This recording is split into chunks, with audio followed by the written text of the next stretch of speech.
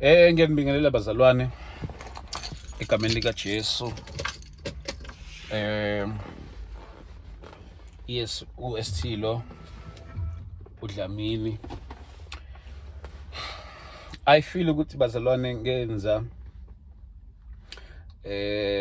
ngake ngafika la nginibikela ngalomzalwane owayekhwele wadilika kithi malungana naleya summit esasinayo laphana eThekwini. Ngibonile abantu abaningi baye bayithanda kakhulu ilokuzana isummit esike sabanayo lapha eThekwini, leya talk show yethu. So ngiyambonga kakhulu uNkulunkulu ngani bazalwane. Ngihlezi ngenza show ukuthi uNkulunkulu ngiyambonga ngiphezi ngalaba abakholelwa kumsebenzi inkosi esiphe wona. So ngiyabonga bazalwane kakhulu. Ngicela ukubonga futhi nakubazalwane abaye bakhombisa ukweseka umsebenzi esiwenzile eThekwini, and malungana futhi nale voice note engeke yaphuma umzalwane othile khwela edilika kuthina. Yes, so I think bazalwane it's fair enough ukuthi ngibuye nani ukuthi lo ladaba lihambe lwafikaphi. Umama Ntekwane ke wangithinta, sakhuluma naye, waxolisa on behalf of ubhuti ekuthenini ukuthi akuzange kuze ku-understandeke kahle kuyena. So that is why ayigcine ekhuluma ngalo lahlobo. Bengeke ngibe nama-questions amaningi kumama because akusiwa ekhulume leya nkulumo, kodwa leya nkulumo ekhulunywa ngomunye umuntu. So ngicela nje ukubonga nakubazalwana ababonise isupport toward leyanto, kanjalo futhi nabo laba abanye futhi ababivumelana naye. Kuliqiniso bazalwane ukuthi singebona izinto ngokufana. Sike kuthiwa nesithini isiZulu sithi abantu angeke baye esayidini lalodwa bengona amanzi. Singesiye esayidini elilodwa, ngelikhohlela igama lakithi lakwaZulu, kodwa ke into ithi angeke saya ndawonye singewona amanzi. I respect kama differences wabantu okanye wabantu nje abahlukene. Into esuke ibalekile ukuthi ke even if I'm of a view ethe kuba different than yours, but then singayilahlekelwa i-respect. So ngibabonile abanye who had a different view kodwa futhi baqhubeke ba-maintain the standard senhlonipho bazalwane. Inhlonipho it's a key thing. So ngicela ukunizwisa ke naye umfowethu wangisendela i-voice note. Ngizonizwisa uxolisa kwakhe, ngizonizwisa nje bazalwane, but ake ngiqale ngananga umama wangisendela i-voice note. I want you to hear this. Sakhuluma kahle naye, sayiqedela kwi-phone call indaba yethu. Cela nizwe indaba bazalwane. Amen Bothabani. Ngiyathemba uyaphila ekhaya nomndeni. Nathi siyaphila ndodana. Amen. Hey. Ngithola ukudumala la. Ngithola ukukhathazeka la.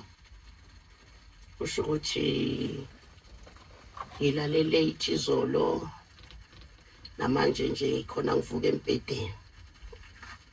Uma ngivuka ngiyavula la ngiyakubona, ngithi ukuvula kancane ukuthi hayi uyasho ukuthi hayi ubugula ikhanda. Hawu ngisathi ngizothi awu sorry mfana wami, ngayizwa inhliziyo yami iphatheka kabi ukuthi ubugula. Mangithi ngiyehla kancane ngihlangana nodaba olukhulu. Ngoba inkinga yami mina Buthabani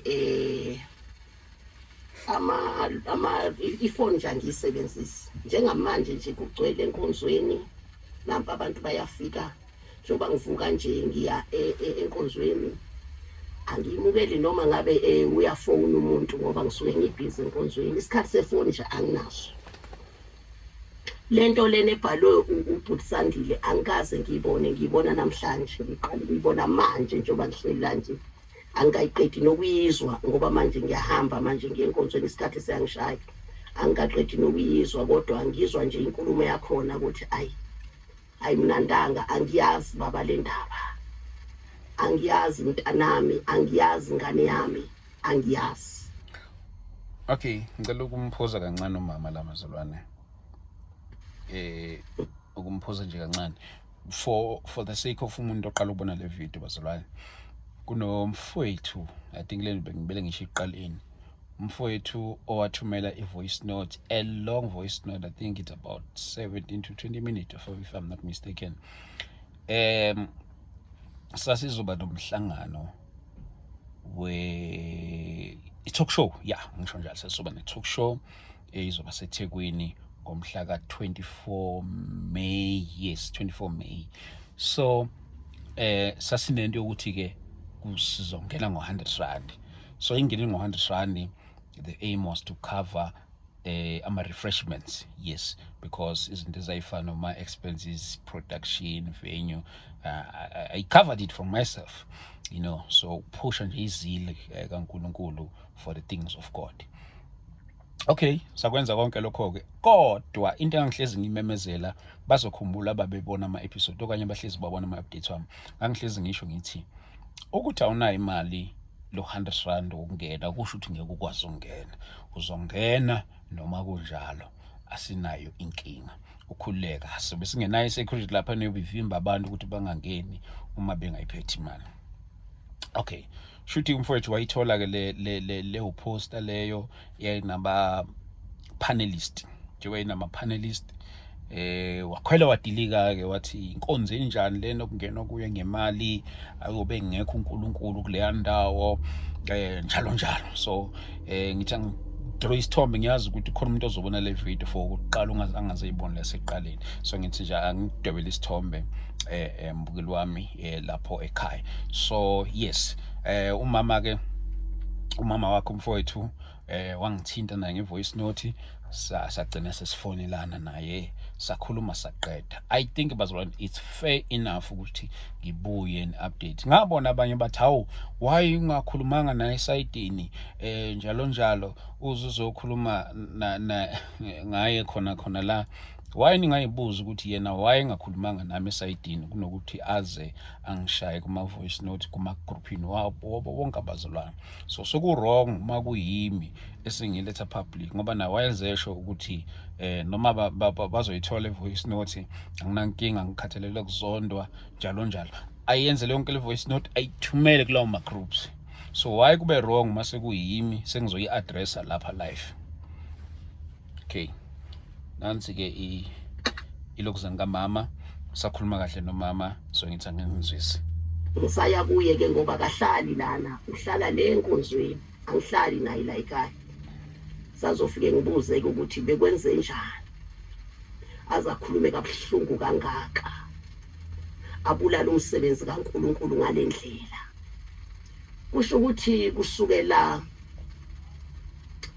last week kuyabekeka nje ukuthi ake ngifundise emakholweni onke jikelele ukuthi ake siyeke ukuchofozana la ku YouTube ake siyeke mangenze wrong zama noma kanjani ufuna inamba yami uyithole ungifonele uthi mzalwane lana wrong ngoba izwe iflow fakazi lithini masichofozana ngalendlela asiye ezulwini ngoba sibulala abantu abangakholwa ngeke baze bakholwe ngoba bayodaniswa amakholo ukuthi achofozana kanjani bekekile nje ukutholakala ukuthi hayi isikhathi ke anginaso ngaze abanaso ngaye empangeni ngayo lundi khona sibuyile nje angikabi naso isikhathi sokuthi ke ngikhulume ngalo ndaba le ukuthi makholwa izwi lenkosi lithi yana komunye ayibonto enjalo thina la ematsheni lana inhlambuluko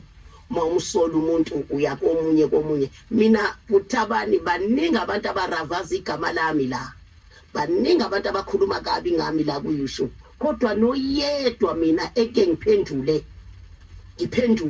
ngiphendule angiphenduli ngiyasithulela ngoba naye indlela abona ngayo leyo kodwa nje kufanele nje ukuthi kufundiseke ukuthi ake sizame ukukhuluma singamakholwa siyawubulala umsebenzi kaNkulunkulu siyawubulala umsebenzi kaNkulunkulu siyawubulala umsebenzi kaNkulunkulu lento ayikhulumile ayihlangene nobuKristu ulingiwe nje ikude ngiyakuye manje ilingiwe ukude kakhulu kuzwakala nanokukhuluma kwakhe ukuthi ubesempini ubesenyameni uzudlulwa yilo baba lo uthe usibali uzudlulwa yilo baba lo uthe usibali lo baba lo ichaza soft indaba uyamuzwa nje ukuthi ukhuluma kamnandi lo baba uzwe enhlizweni yakhe lo baba ukuthi hayi ukhuluma iqiniso umuntu okhuluma iqiniso elivela kuNkulunkulu alibulali iqiniso elivela kuNkulunkulu iqiniso elivela kuNkulunkulu liyakha baba liyakha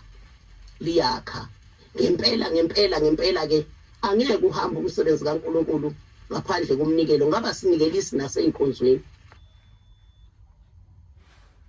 ukuba imali ayifuneke einkonzweni ke ngaba sinikelisi sihamba nje nathi sihamba ngomnikelo onikelwa ngabantu ngaba sinikelisi manje nje into ebhlungu ke nje ke nangoku uNkulunkulu omtshelile ufane nedlozi ngoba ukhuluma amanga kanti bengeyona inkonzo le bekuyumhlangano uzothini ke manje uNkulunkulu kanti unamanga uNkulunkulu kanti akanalo iqiniso mntanami angiyazi ngiqala manje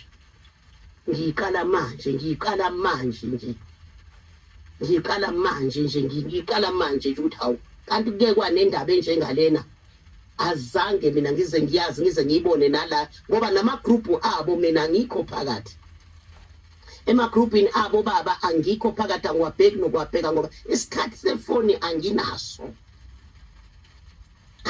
isikhathi sefoni angimbonanga nokuthi upostile kuleyo group leyo angibonanga lutho ngoba anginaso isikhathi sefoni ayibonto njalo uwe nje uzube nenhlanhla noXaba noChilizi eke ukuthi noma sengilala ngithi ukuthatha nje kancane ngizwe ukuthi ngithini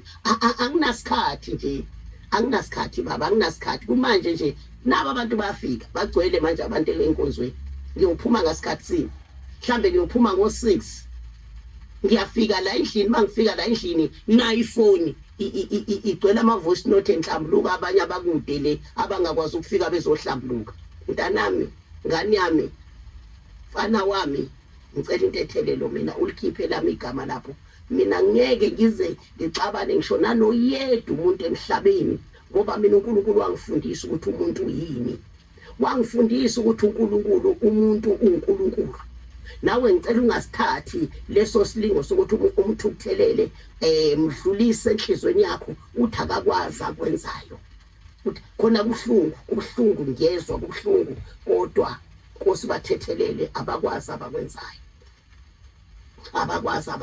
ngizokhuluma naye indodana ngizokhuluma naye kakhulu mhlambe ke inqubo yala evangelini akakayazi ngoba uyafika lo muntu ufike nje ngoAugust last year akakayazi inqubo yala evangelini ukuthi la evangelini umuntu uma umsola njoba sifundisa inhlambuluko nje uyakuye umuntu uma umsola nje uyakuye umuntu uma umsola unawo amanamba phone akho unayo yonke into yakho bekufanele akufonele ukuthi baba la ngiyasola lana manje ngahamba kanjalo kivangeli siyofika la siyakhona kodwa manje sahamba ngalendlela le asile cela into ethelelo mntanami ungixolisele nakumndeni wakho angiyazi lento angiyazi ngiqala manje futhi azange angitshele nokuthi kunike waposta nokuthi mhlambe ke kukhona into emphathe kanjanja akaze nje mina ngitshele ngiyaqala futhi uNkulunkulu loyo nje owenza ukuthi ke ngivuke nje ngihlale phezulu kombhede ke ngibhekela ngahlangana nawe ngizwa ukuthi mntanami uyagula ngisathi ngizothi sorry ngani yami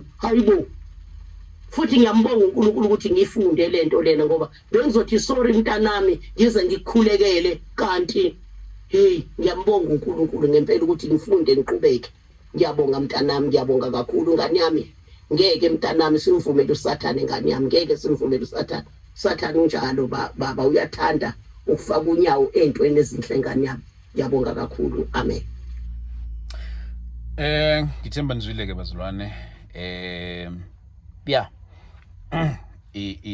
Injalo bazalwane bami. Bengingathanda ukuthi igcine ize ifinyelela kuso lesi sigaba lese kusona ifaka umama ngendlela emfaka ngayo. Angiyifisi bazalwane, bengayifisi ukuthi ibe yilolu hlobo. Ngizama ukubheka i-voice note yakhe ubhuti ukuze nimuzwe ukuthi ekuxoliseni kwakhe uxolise ngaliphi wathini. Siyabonga ngidlulisa Jesu Kristu inkosi bazalwane egameni laJesu. Ngiyabingelela egameni linamandla. Ngizalapha bazalwane ngokuzoxolisa ke egameni laJesu ngalo mnayeza ngothumela la ola inkosi. That's Jesu Kristu inkosi uThabani ngiyabingelela egameni laJesu. Ngithi nje ngikhuluma kuThabani ngoba ngibonile imlayezo othumelile lapha ku-YouTube. Xolisa ngabo nenkonzo le. So ngithi nje ngizothoba uxolisa ukudlulisa le message kanje. Ngithi ngizocela uxolo enhlizweni yakho kufanele vele ngize ku-street ngikhulume namali sekuba ngathi ngichitha umsebenzi kaNkulunkulu owenzayo. Ngathi mina bengamelene ngoba sekuba ngathi manje ngimelene nama-broadcast and ngiyagxeka engikwenzile. Ngifanele ukuthi ngikhulume kahle nawe noma Madekwane naye futhi sikhulumile naye wathi naye no ukhulekile ngendlela engenza khona. Ngifanele mina ngize ku-street ngiqale ngikhulume naye before ngidlulisa something kuwe. So nami ngadlulisa-ke nje ngendlela okungafanele ngidlulise ngakhona ngayo ngoba sekuba ngathi manje ngimelene nomsebenzi owenzayo nokuthi ngiyazonda. Anginjalo, angizondi. Ngifuna uze ngichaze izinto eziningi ngoba ngathi manje ngiyadefenda nani. Ngifuna ukudlulisa lo uThabani ukuthi hayi ngoba ngimele nomsebenzi uNkulunkulu obeke kuwe nenkonzo ezenzayo ne-broadcast ngoba sekuba ngathi manje ngimele nane-broadcast kanti mina bengikhuluma ngale and futhi ngidlulisa ngendlela right ngoba nolaka nokugxeka phakathi. So ngithi nje ukuthi ngithoba ngifuna sixabanisa abantwana bakaNkulunkulu nabengafuni ukuthi kuxatshwane. Bengithi mhlawumbe ngiyakhuza ngakhuluma okuningi ngoba angifuni ukuze kube ngathi mina ngokwami ngize ukuthi ngizofuna uxolo kwenhlizweni ukuthi ngixolele ngoba uma sizoxabana singazwani sabazalwane sizongena kule phezulu ngoba ngempela angithandi mina ukuba nokuthi kuxatshane masabazalwane. Futhi kubuyiswane masingasahambi kahle endleleni, sibuyisane sikhulumisane kahle, siqhubeke nokukholwa ngoba manje sengibona ukuthi lento isize ilethela inkulumo nokugxeka okuningi. Siletha ukuthi abanye abazali bagcina sebengena esonweni ngenxa yabani, ngenxa yami. Sebekhuluma lezinto abazali abangathandi ukuthi bakhulume ezingekho right. Ngoba phela lasho neBhayibheli lithi wonke amazwi siwakhuluma sizozilanda ngawo phambi kaNkulunkulu. So manje mina sengenza nesikhubekiso nakubantwana bakaNkulunkulu abanye abezwile.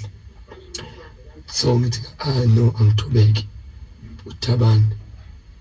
Ngiyaxolisa ngokwenza ngimelene nawe and anginako ukuzonda ngempela enhlizweni yami nabanye abafundisi akukho ukuzonda seriously ngoba angisafuni ngibuyele ukuthi le nto ekuseni yafika kanjani, mina ntambama ngadlulisa kanjani ebusuku sengiyolala.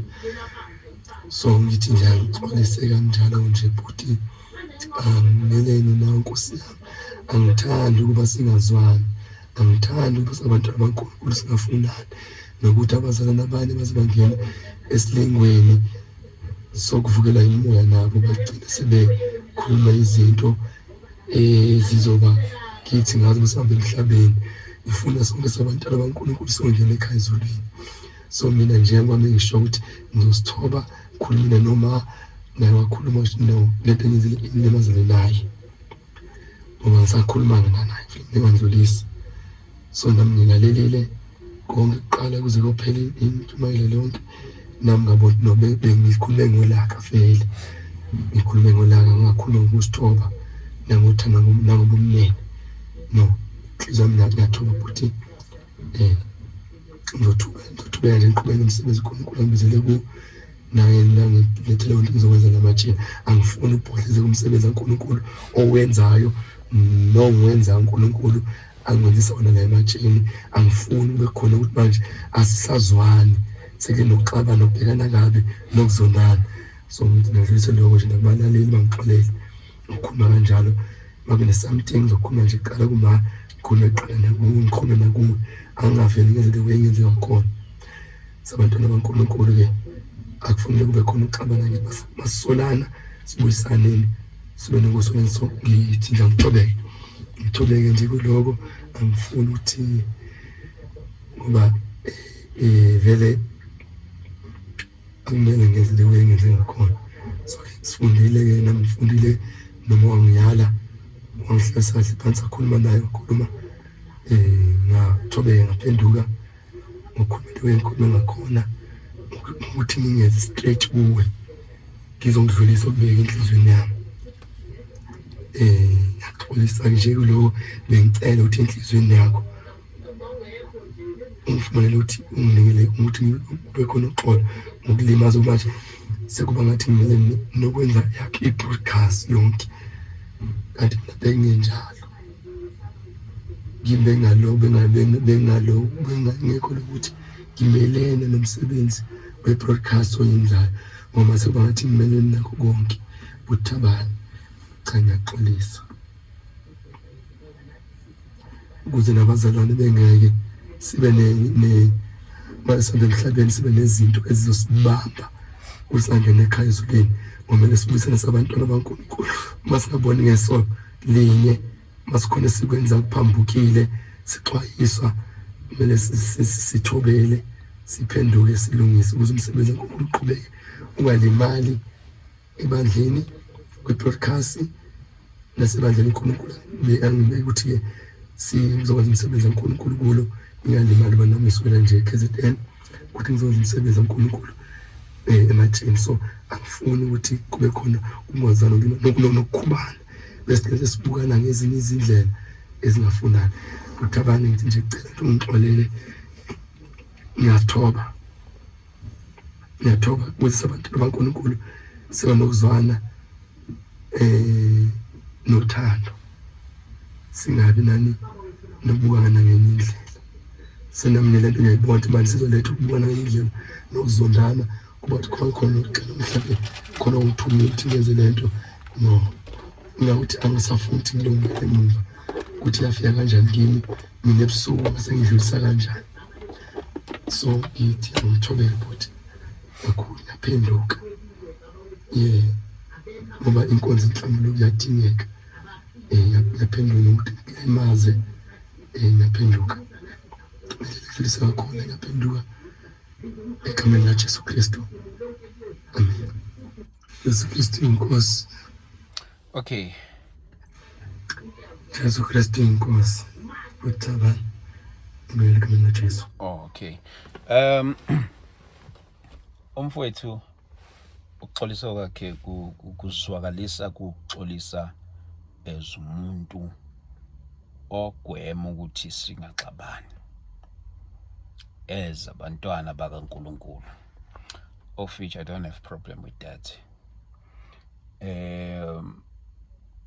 Ma uxolisela lokho isikhathi esiningi bazalwane niyazi ukuxabana kwabantu sometimes bayixabanela into e-right, abanye bayixabanela into e-wrong. So akungazi personally ngisho lo mina uxolisa kamfowethu to me akwenza umqondo opheleleyo hayi ngoba ngamxoleli cha ngingangizwa kabi ngiyamxolela nje kakhulu futhi ngimxolele even before azaxolise. I have to forgive him. So but issue yami la ithi uxolisela ukuthi singaxabani. Ngibhiza la. Hayi ukuthi uxolisela ukuthi ubone iphutha entweni ayikhulumile. Yabo. Hayi ukuthi ubone iphutha entweni ayikhulumile. Number 1, labantu ede ngibahostela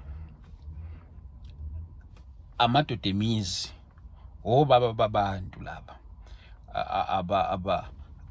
abafundisi. They are leading ministries badala obaba, you see. So wena mawuzofike wone and then masubuza uxolise uthi angifuni ukuthi sixabane. Xolisela recognize iphutha ulenzile. Kungesikho ukuthi iphutha lokuthi ukhulume kanjani. Number 1, umfowethu ukhwele wadilika lapha kithi ethi akusiyo inkonzo ongenwa ngayo ngemali njalo zonke lezi zinto lezi. But I had to do a voice. I mean into kaSonga ichaza ukuthi no bengasiyona inkonzo leya nto bekumhlangano nje wabazalwane sizoxoxa, you see. So sizoxoxa nje without anything else. Akekho umuntu okhulekele laphana, akho ngisho icule laphana. So yonke into laphana it was about umhlangano wokuzoxoxa. So uma kuqhamuka umuntu in the name of ukuxwayisa abazalwane athi ningayi laphana ngalesi sizathu, abafikanga ngabazalwane ke siyabonga. But into yami eyababhlungu kakhulu eyokuthi uthi akunaNkulunkulu lapha. Leyanto leyana, it's a money making thing, you see. All those things, it's a money making thing. AkunaNkulunkulu, zonke lezi zinto lezo. So mawuso esebuye exolisa, uxolisela ukuthi singaxabani. Wangaxolisela ukuthi into wayekhuluma yayiyiphutha, yayingekho godly, kwayona lento yayingenaNkulunkulu. Zoxolisela ukuthi singaxabani. Ngicela singangizwa kabi. Ubhuti hayi ukuthi ngimxolelile nje even yena aze aqala axolise. But ngicela ukunizwisa nansi ivoice note yakhe yokugcina bese ngisho kusenhlizweni yami then we're done.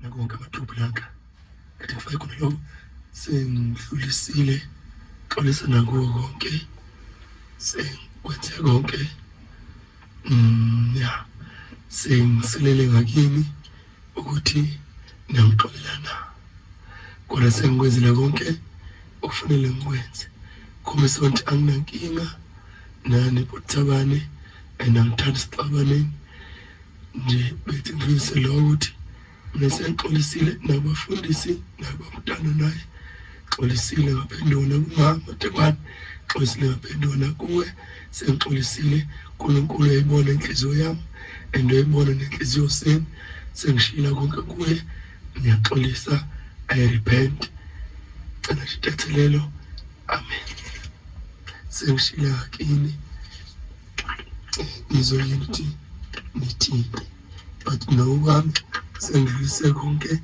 inhliziyo yami ifree ivulile anginazondo nalutho uNkulunkulu ubona konke futhi nithi ngidlulisele ukuthi nawonke amathupho ekhulumile abantu futhi bayakutshela ngithumele message sengiqedile ngaxolisa konke sekunikela uNkulunkulu igama la Jesu amen. Okay. Ngithemba ukuthi nimzileke bazalwane. Ngiyathanda ukuthi simxoleleni ubhuti. Simxoleleni kakhulu. Mina nomuxolo lwakhe ngingalo understand ukuthi uxolisela ini. Yabo because I understand mawuzoxolisela ukuthi uxolisela ukuthi singaxabani. It shouldn't be like that. You know, it's like bazalwane ukufika ngikhuluma something on behalf of God. Ngikhuluma something on behalf of uNkulunkulu. ake ngithi mhlawumbe ngikhuluma isiprofethi esingamanga, and then later on barealize abantu ukuthi no, lento bengikhuluma yikho godly and ayinayo uNkulunkulu ngempela. Uma sengixolisa ngixolisela ukuthi angifuni isixabano. Xolisa kwami kumele kube based on ukuthi okanye kumele kucace ukuthi cha, ngakhuluma iphutha ngithi uNkulunkulu la, ngangathunywa ngoNkulunkulu. Lento engangisho yayisuka enhlizweni yami nasemzweni wami, kwangasiyena uNkulunkulu. I was hoping ukuthi ukuxolisa bekuzoba into kanjalo, but ke ngiyathanda bazalwane ukuthi simxolele umfowethu egameni lika Jesu. Masimxoleleni bazalwane. Ngibonile abazalwane abaningi ayizange zibe mnandi neze into ebekade ishiwo uye umfowethu la. Nizoyikhumbula nje bona ngisho le voice note, wakhwela wadilika kakhulu, wazwela even on behalf of ama-guest wami ukuthi shuthi laba abafundisi shuthi kwanabo phela banayo uNkulunkulu, ngoba if bebenayo uNkulunkulu bezobatshela ukuthi ningayi nje niyozi-involve kule nto ngoba inaNkulunkulu. But nje nansi into engifuna ngisho bazalwane eze sengihamba. I may look young, but khona sekukhulekile. Angifuni ukuqamba amanga, sekukhulekile ukuthi sometimes uma umuntu ogcwele inhlonipho, uhlonipha umuntu omdala, uhlonipha umuntu omncane, kwesinye isikhathi negenge yakho kanye negenge encane iyayigcina ingicabanga engathi wena ayikho into etheni ngawe. Kanti nje bazalwane, sengikunothise kaningi nje, ikakhulukazi abanye abantu abaningi baye bayitshela ukuthi mhlambe hayi intwana yes ngintwana impela kuma seniors, but sekukhulekile bazalwane, and nasevangelini sekuhambekile, noma kungasiyo ke into yokuma leyo, ngoba sikhula every day enkosini sikhula every day, but ke ngokwenyama cha sekukhulekile bazalwane, I don't wanna lie. So uyakubona umuntu omncane kuwena ekhwele edilika ngalolu hlobo, kuyaye kuzwele, then bese uyibuza ukuthi yini mhlawumbe ngoba ungabonakali na ukuthi usukhulile. Into nje engayisho kumfowethu, usazobona, usazobona. There is only one thing ongeke wayirob empilweni, ukukhula. And fortunately enough yonke le ngxoxo ikhona lapha einkundleni zokuxhumana, not unless ngiyayikhipha, but I won't remove it. Kunabantu abaye bakhuluma izinto ezithile, later on ba realize ukuthi no man, we were wrong ngokukhuluma lezi zinto, babuya back bazoxolisa kubantu ababekhuluma kubona. Ngikhuluma abafundisi mina, ngikhuluma ngeentshumayelo, but i-wrong lento esasinishumayeza yona ngalezi ayikhathi, nansi into right. So ngalawo magama siyaxolisa bazalwane. So ngizama ukuveza ukuthi ezinye izinto siyasizisho siyikhulume, kanti siyikhulume from i-point okanye siyikhulumise ubuncane, okanye siyikhulumise ulwazi oluncane. Ziningi izathu ezingasenza sikhuluma izinto ngokwahlukahlukana kwazo, but later on to realize ukuthi no, beku-wrong. So ubhuti ngimnikeza isiqiniseko sokuthi isikhathi ezisiqhubeka siyomfakazela. Bazalwane, angeke silwele ukuthi abantu bebeze kwi-talk show ngenani. Ngibonile amanye ama-comment ethi as long if benizokhuluma ngoJesu kuleyo talk show abantu kumele bangene mahala. No, I know we may differ bazalwane ey'ntweni ey'fana kanjalo, but I believe ekutheni ukuthi izwi likaNkulunkulu, as much as ama-resources now, it takes money, but we cannot charge people ukuzosizakala, ukuzothola a spiritual help, ukuzothola imithandazo, ukuzokhulekelwa ukuzwa izwi lenkosi. We cannot charge people for that, as much as there is money involved kulokho in preparations for people to come to such services, but we won't charge people. So hence njalo mangisuke ngenza inkonzo zoma deliverance ama revival ngihlanganisa izandla kubazalwane ngicela iminikelo. So kule talk show, it was specifically for people who love ama engagements. So that is why into yakhona ibithi ukungena u100 and that 100 it was not a fee yokungena. Actually it was going to cover ama refreshments. Leyo nto kwesibangile. So engizama ukusho kubhuti ukuthi isikhathi angeke, number 1, isikhathi angeke usirobhe usazukhula.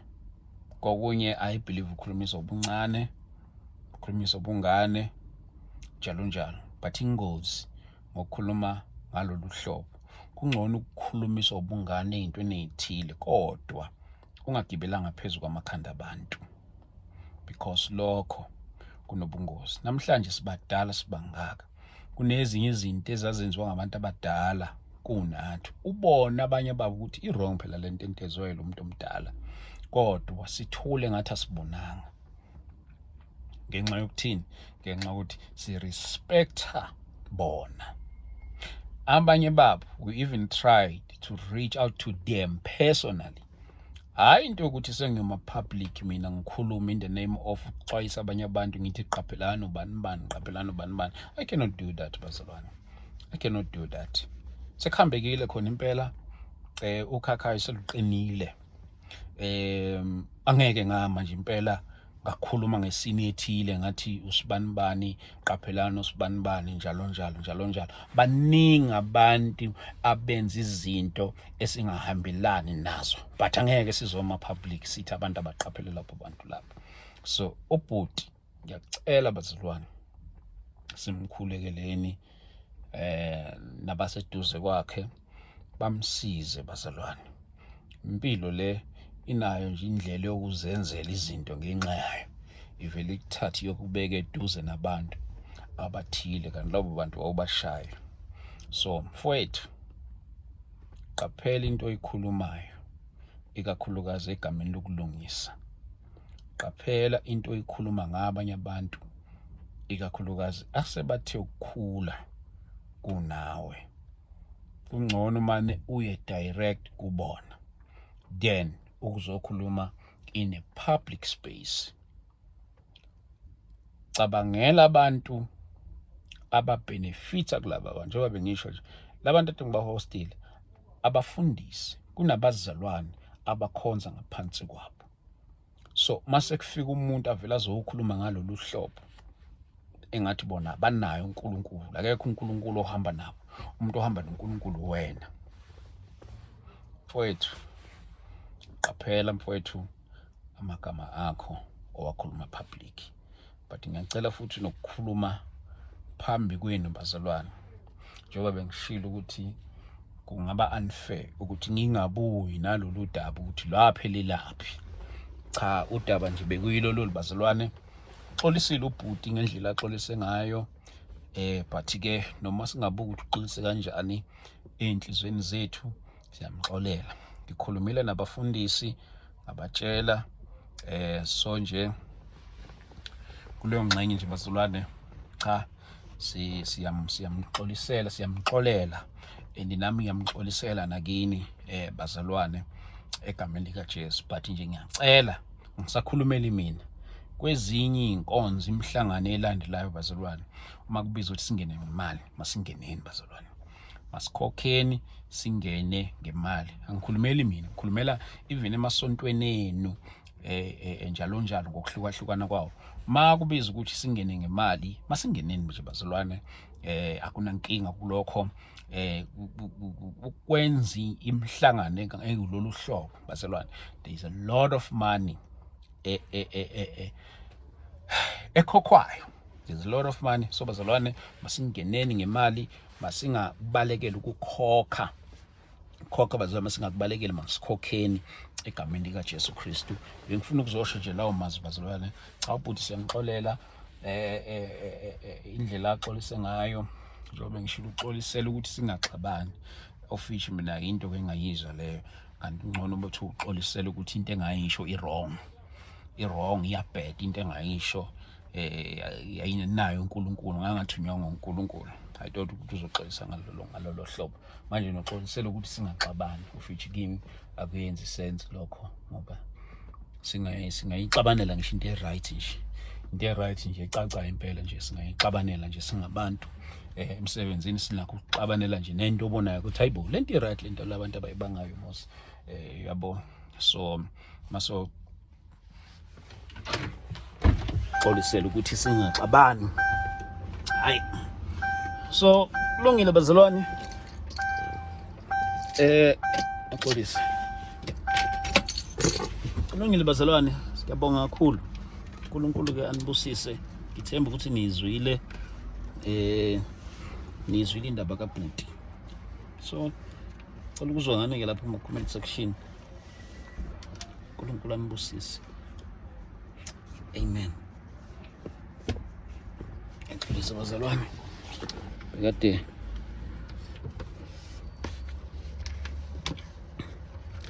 ngikulungisa lapha phansi okusuke kuchitheka kabi uzama ukusort out lokho. Yes, God bless you. Siyabonga. Asibonane eKagiso ngomhla ka 30 August. 30 August so wesilapha eLusham Hostel. Uqhamuka nje ngoKagiso Drive, mawuthi uqhamuka ngasemall, uqhamuka nje udrive straight up. Uzoze ufike umgwaqo othi uBig Street. Kuno stop sign lapho omkhulu nje. NgaseLusham uthi yaduka ubuza iLusham Hostel. Sizobe silapho ke bazalwane. It's an outdoor service, it's a road show, open air. So sizomemezela uJesu nje kuma street aseKagiso. Sobiza nje igama lika Jesu.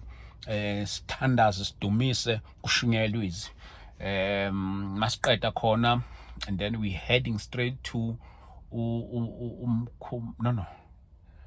Umkhumbane 28 June. Yes. And then masiqeda Umkhumbane seKagiso. And then bese siya Soweto Mzimhlophe. Hayi Mzimhlophe 1. Hey nase ngikhumbula u5 April. Not Mzimhlophe Soweto eDlamini multipurpose. eDlamini multipurpose kuseMidlands. Or is it kuphi? Isize bazalwane baseSoweto kodwa ke siya eSoweto eMidlands. eSoweto eDlamini multipurpose. I'm not too sure if it's eMidlands bazalwane ngifuna ukusheshe ngimemezele into engayiqinisekisi. Kodwa nje mawuthi Dlamini multipurpose ikuthatha kubeka ngqo. So sizobe silapho Dlamini multipurpose. Yo, ngiyisaba into obenzeka kuleya ndawo. Thixo wami. Yo, kuyobe kukhulekela abantu bazalwane ngendlela emangalisayo. uNkulunkulu, we shall see practical power of God bazalwane laphana. Sina indoda kaNkulunkulu all the way from KZN. Yo, Thixo, that man, he specializes kwi-area ye-healing and deliverance. Nakwinkonzo yamandla. Ubaba uBishop PR Chiliza lokhu ngamema ngoJanuary. Cabanga umema umuntu ngoJanuary ummemele uOctober. Since I invited him in ngoJanuary. So ngizombamba lo mzalwane. So January ngamema, I had to go straight to Durban ngayommema. Ngizoyikhumbula episode yokuqala ngamema kodwa ngase ngivele ngimeme ngaphinde ngamema live. Uzobe khona. That man bazalwane. Oh uNkulunkulu wami. Ngizocela ukuthi ngalo lasuku makwenzeka mhlawumbe makhona nabaseyibhedlela nibakhulule nje kancane niyobacelela nje isikhashanyana nje sincane bahambe bacelele ukuthi bakwazi ukuphuma baye lapha nabazalwane emkhulekweni baphinde babuyele futhi maku possible we want to see amandla kaNkulunkulu then maqeda futhi bazalwane babuyele futhi I've seen that man bazalwane praying for abantu abangaphili emakhanda inkosi ba restore imqondo. I've seen that man praying for abantu abangahambi bahambe. I've seen that man praying for abantu bazalwane abahlukahlukene ngezimo ezihlukahlukene. That man uthandazela abantu almost every day. So ke will be gracing us in a city of Joburg. So besilapha eSoweto bazalwane uzobe khona. Baba umfundisi uXaba nizomkhumbula 5 April. Oh Nkulunkulu.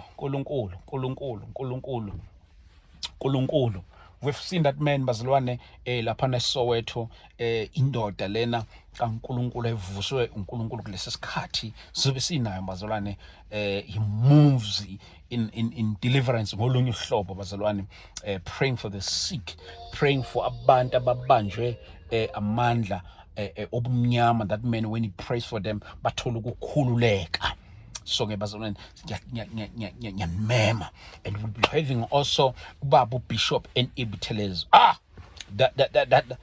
That man when he preaches bazalwane, when he preaches you could feel the love and the power of God just when he preaches bazalwane. Under the theme eti God of our forefathers. Yay, Nkulunkulu. Chineke.